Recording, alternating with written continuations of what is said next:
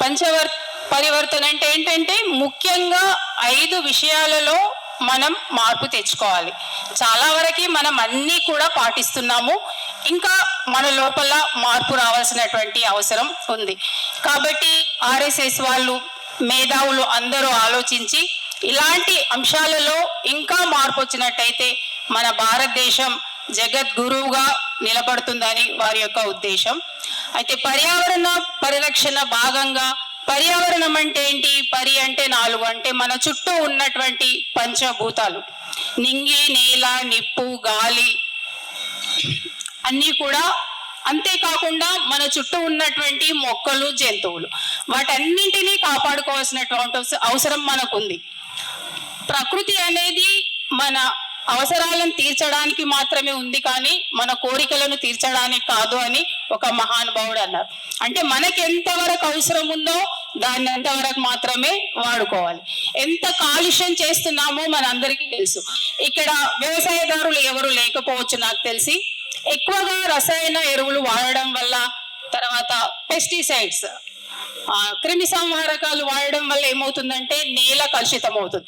Already ఇప్పటికే చాలా వరకు మనం పెరుగుతున్న జనాభాకి ఆహారాన్ని అందించడానికి చాలా రకాల రసాయన ఎరువులను వాడుతున్నాం. నేల చాలా వరకు కలుషితమైంది. కానీ కొంతమంది లోపల మార్పు వచ్చి ఇప్పుడు మళ్ళీ సేంద్రియ వ్యవసాయం చేస్తున్నారు.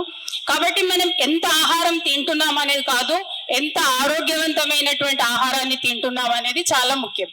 అదేవిధంగా సాంకేతిక పరిజ్ఞానం అని, శాస్త్ర సంకేతం అని, అభివృద్ధి అని, అవన్నీ కూడా మనకు అవసరమే. వాటి పేరిట ఎన్నో రకాల ఇండస్ట్రీస్ ని నెలకొల్పి ఏం చేస్తున్నాం? అక్కడ నుంచి వచ్చే వేస్టేజ్ అన్ని కూడా మనం నీళ్ళలో వదులుతున్నాం. అక్కడ ఉన్నటువంటి జీవరాశులన్నీ కూడా మరణిస్తున్నాయి. దాని ద్వారా వాతావరణంలో అసమతుల్యత అనేది ఏర్పడుతుంది. ఈ భూమి మీద ఉన్నటువంటి ప్రతి జంతువుకి కూడా జీవించే హక్కు ఉంది, మానవుడికి ఒకడే కాదు. కాకపోతే మానవుడు తెలివైన వాడు కాబట్టి మనం ఇలాంటి పనులు ఎక్కువ చేస్తున్నాం, కలుషితమైనటువంటి పనులు. తర్వాత ప్లాస్టిక్, మేడం ఆల్రెడీ చెప్పారు. మనం ఒక సంకల్పం తీసుకోవాలి. ఏంటంటే మన దగ్గర ఏవైనా ఫంక్షన్స్, వేడుకలు అయినప్పుడు ప్లాస్టిక్ పేపర్ ప్లేట్స్ కానీ, తర్వాత గ్లాసెస్ కానీ అవాయిడ్ చేయడానికి మనం ముందుకు రావాలి. చాలా కష్టమైన పని కావచ్చు అది, కానీ మన నుంచి ప్రారంభిద్దాం. మనం పూర్వపు రోజుల్లో ఏవైనా వేడుకలకు వెళ్ళినప్పుడు స్టీల్ ప్లేట్స్ ఉండేవి, స్టీల్ గ్లాసెస్ ఉండేవి, వాటినే మనం వాడుకునే వాళ్ళం. అంతేకాకుండా మనం చాలా వరకు మన ఇళ్లలో అందరం కూడా జన్మదిన వేడుకలు అలాంటివి చేసుకుంటాం. అలాంటి సందర్భంలో మనం ఏం చేయాలి? రోడ్ల పైన వచ్చి కేకులు కట్ చేయడం ఈ మధ్య చాలా ఫ్యాషన్ అయింది. పాశ్చాత్య సంస్కృతికి మనం ఎక్కువ అలవాటు పడిపోయాం. అలా కాకుండా సరే అది చేస్తాము మేము అనుకుంటే, అది చేస్తూనే మన పేరు మీద ఒక చెట్టు నాటండి. ఒక చెట్టు నాటినట్టయితే మనం ఇలా ఎన్ని బర్త్డేలు చేసుకుంటే, ఎన్ని జన్మదినాలు చేసుకుంటే అన్ని మొక్కలను నాటిన వాళ్ళం అవుతాం, ప్రకృతిని పరిరక్షించిన వాళ్ళం అవుతాం. ఇప్పుడు మన పూర్వపు రోజుల్లో ఊటల నుంచి నీళ్లు తీసుకొని తాగేవారు. జస్ట్ ఇట్లా ఇసుక తిన్నెల్లో ఊటల నుంచి నీళ్లు తీసుకొని తాగేవారు. ఇప్పుడు ఆ పరిస్థితి ఉందా? నీళ్లు కొనుక్కొని తాగుతున్నాం. మనం ఇదే విధంగా వదిలేసినట్టయితే గాలిని, నీరును, నిప్పుని ఇదే విధంగా వదిలేసినట్టయితే భావి తరాల్లో మనం ఆక్సిజన్ సిలిండర్లను, ఇప్పుడు శిఖరాలు, ఎవరెస్ట్ శిఖరం అలా ఎక్కేవారు పైనకి వెళ్ళే కొద్ది ఆక్సిజన్ దొరకదని ఆక్సిజన్ సిలిండర్లను మోసుకొని వెళ్తూ ఉంటారు. మరి మనం కూడా అలాంటి పరిస్థితి వచ్చే అవకాశం ఉంది. మన పిల్లలకి మనం ఎంత ఆస్తులు ఇస్తున్నాం అనేది కాదు, ఎంత పరిశుభ్రమైనటువంటి వాతావరణాన్ని ఇస్తున్నాం. మనం కోట్ల ఆస్తులు సంపాదించి ఇస్తుండొచ్చు, కానీ వాడు ఆరోగ్యంగా లేనప్పుడు ఏంటి? మనం సంపాదించిన ఆస్తులన్నీ ఆసుపత్రులకి పెట్టుకోవాల్సి వస్తుంది. కాబట్టి మనతోని స్టార్ట్ చేద్దాం. ఇవన్నీ చిన్న చిన్నవి. మనం అనుకుంటే చేయలేనిది ఏది లేదు. మనం చెప్పడం కంటే కూడా మనం దాన్ని అనుసరిస్తే బాగుంటుందని నా యొక్క ఉద్దేశం. ఇంకా ముఖ్యంగా పౌర విధులు అంటే మన హక్కుల కోసం పోరాడతాం, ప్రశ్నిస్తాం, కానీ మన విధులు, మన బాధ్యతలు ఏంటనేది మనం తెలుసుకోం. మనం రామాయణంలో రాముడిని చూస్తాం.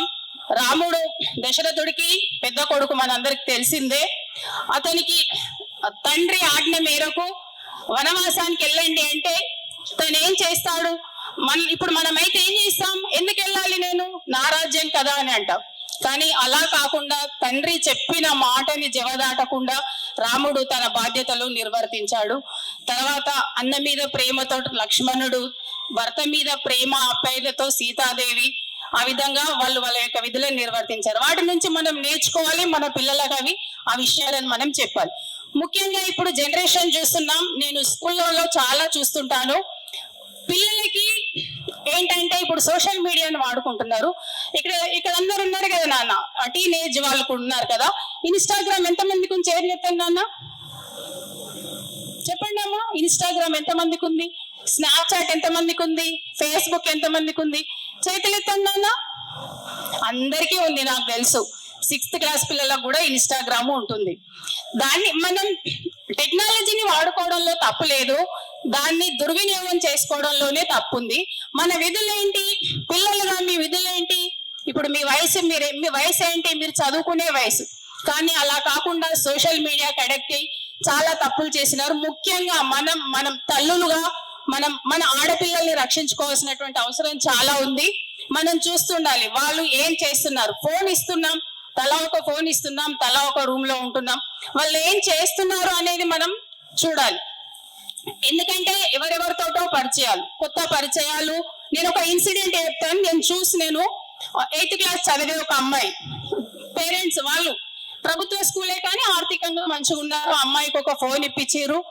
తను ఏం చేసింది, ఒక ఇన్స్టాగ్రామ్ ద్వారా ఒక వ్యక్తి పరిచయం అయ్యారు. అమ్మాయి పరిచయం అయ్యి కలుద్దామని సరేలే అని చెప్పి వెళ్ళింది అమ్మాయి. ఇక్కడ పటాన్ చెరువుకి వెళ్ళిన తర్వాత ఏం జరిగిందంటే అమ్మాయి ఇంకొక అబ్బాయిని తీసుకొచ్చి మీరు మాట్లాడుకుంటుండండి, నేను వాటర్ బాటిల్ తీసుకొస్తాను, మీరు మాట్లాడుకుంటుండని చెప్పింది. వెళ్ళింది. అమ్మాయితోటి చాలా మిస్బిహేవ్ చేశాడు ఆ వ్యక్తి ఎవరో ఆమెకు అసలు ఆ అమ్మాయి ఎవరో కూడా తెలియదు. జస్ట్ అంటే ఆ ఏజ్ ఎట్లాంటిది, ఆ 8th, 9th, 10th క్లాస్ కౌమార దశలో అప్పుడప్పుడు అడుగు పెడుతుంటారు కాబట్టి ఆ ఏజ్ ఎట్లాంటిది, ఎవరు నమ్మాలో వాళ్ళకు ఎవరు నమ్మకూడదో తెలియదు.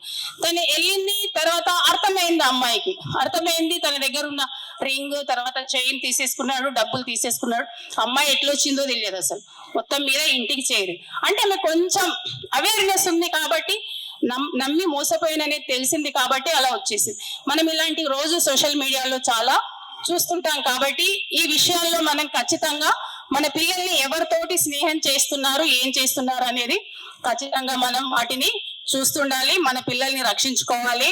ఊరికే ఇంటికి పరిమితం చేయడం, చదువులు స్ట్రెస్సే కాదు, మన ఆడపిల్లలకు కూడా మనం వ్యాయామ విద్యలు నేర్పాలి. ఇప్పుడు కరాటే అలాంటివి నేర్పుతున్నారు కదా, మరో ఝాన్సీ లక్ష్మీబాయి, రుద్రమదేవిని తయారు చేయాలి. ఏదైనా ఫ్యూచర్ లో ఇప్పుడు ఉద్యోగరీత్యా వాళ్ళు ఎక్కడైనా వెళ్లాల్సి రావచ్చు. అట్లాంటప్పుడు వాళ్ళు ఏవైనా ప్రాబ్లమ్స్ ఫేస్ చేసినప్పుడు వాటిని ఎదుర్కొనే, ఎవరి కోసమో ఎదురు చూస్తూ మోసపోవడం కంటే తనంతలు తాను ఫైట్ చేసి ఎదుర్కొనే ఒక వీర వనితల్లాగా మనం ఖచ్చితంగా మన అమ్మాయిలను తయారు చేయాలి. తర్వాత అబ్బాయిలు కూడా కొంతమంది ఉన్నారు. టీనేజర్స్ తక్కువ కనిపించారు, చిన్న పిల్లలు ఉన్నారు. మీ ఆల్రెడీ అమ్మా నాన్నలు చెప్తుంటారు, నాన్న మనం 18 సంవత్సరాలు వచ్చేంత వరకు కూడా బైకును ముట్టకండి. 18 సంవత్సరాలు మనం మేజర్ అయిన తర్వాత, లైసెన్స్ వచ్చిన తర్వాతనే రోడ్ల పైకి వెళ్ళండి. మనకేం జరిగినా మన కుటుంబానికి నష్టం, మన కారణంగా వేరే వాళ్ళకి ఏది జరిగినా ఒక కుటుంబానికి నష్టం. కాబట్టి ఆ విధంగా మన సంస్కృతి అలాంటిది.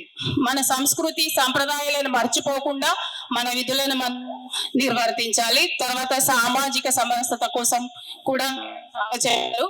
నేను ఒక విషయం టచ్ చేయాలనుకుంటున్నాను. మనం రామాయణం గురించి తెలియని వాళ్ళందరూ ఉండరు. చాలా పెద్దవాళ్ళు, నాకంటే వయసులో పెద్దవాళ్ళు ఇక్కడ చాలా మంది ఉన్నారు.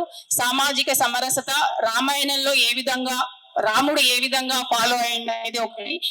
గుహుడు తెలుసు కదా, మన అందరికీ తెలుసు కదా. గుహుడు అతను ఏంటి, ఆయన పడవ నడుపుతూ ఉంటాడు కదా. రాముడు వనవాసానికి వెళ్ళేటప్పుడు అతని పడవలో వెళ్లాల్సి వస్తుంది.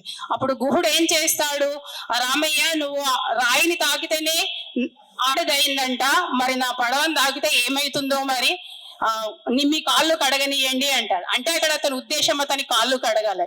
మరి రాముడు క్షత్రియుడు, రాజు, దైవ స్వరూపుడు. ఒకవేళ ఆ టైంలోనే ఇలాంటి అంటరాని తనము అలాంటిది ఉంటే రాముడు వద్దు నువ్వు నిమ్న స్థాయి వాడివి, నా కాళ్ళు కడగొద్దు అన్నాడా? అనలేడు కదా. చాలా సంతోషంగా అతని కాళ్ళు కడిగించుకొని అతని భక్తికి ముగ్ధుడైపోతాడు. తర్వాత శబరిమాత కూడా ఒక గిరిజన స్త్రీ కావచ్చు, అడవుల్లో నివసిస్తూ ఉంటుంది. తను రాముడిని చూసి రాముడికి పత్రం పుష్పం పాలం తోయం అంటాం కదా, ఏదైనా ఒకటి సమర్పించుకోవాలని ఫలాలు తీసుకొస్తుంది.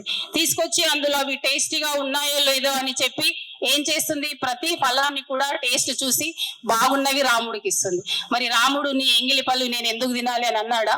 ఆమె లోపల భక్తి, ప్రేమ, ఆప్యాయతని చూసిండు. మరి జటాయువు సీతమ్మ ఎవరు రావణాసురుడు తీసుకెళ్లేటప్పుడు జటాయువు పక్షి రావణాసురుతోటి చాలా పోరాడుతుంది సీతాదేవిని రక్షించడానికి. పోరాడి అక్కడ వీరమరణం పొందుతుంది. మరి రాముడు ఏం చేస్తాడు, తన తండ్రికి ఏ విధంగా అంతిమ సంస్కారాలు చేశాడో అదే విధంగా పక్షికి కూడా చేశాడు. అంటే అక్కడ పక్షుల పట్ల కూడా ఎంత ప్రేమ ఉంది అనేది మనకి తెలుస్తుంది. మహాభారతంలో చూసినట్టయితే కుచేలుడు శ్రీకృష్ణుడు, కుచేలుడు చాలా పేదవాడు, పేద బ్రాహ్మణుడు. శ్రీకృష్ణుడు జగత్ స్వరూపుడు, మనందరికీ తెలిసిన విషయమే. కానీ అక్కడ ఆర్థిక అసమానతలు లేకుండా అతడిచ్చినటువంటి అటుకులను స్వీకరించి అతని కాళ్ళను కడిగి వారి యొక్క స్నేహానికి అర్థం చెప్పినవారు. ఇలాంటి సంస్కృతి మనది. మన సంస్కృతిని కాపాడుకోవాల్సినటువంటి బాధ్యత అందరికీ ఉందని నా యొక్క ఉద్దేశం. మీరందరూ కూడా మాక్సిమం ఇక్కడ నాకు తెలిసిన వాళ్ళు టీచర్సే ఉన్నారు. మనం ఎక్కువగా వాళ్ళకి చెప్పాల్సినటువంటి అవసరం లేదు. కాబట్టి అందరూ కూడా మనం మాట్లాడడం కంటే కూడా ఫాలో కావడం చాలా ఇంపార్టెంట్ అనేది నా యొక్క ఉద్దేశం. నాకు ఈ అవకాశం ఇచ్చినందుకు ధన్యవాదాలు తెలియజేసుకుంటున్నాను. జై శ్రీరామ్, జై శ్రీరామ్. మాతరం మాతరం మాతరం మాతరం. జై శ్రీరామ్. ధన్యవాదాలు.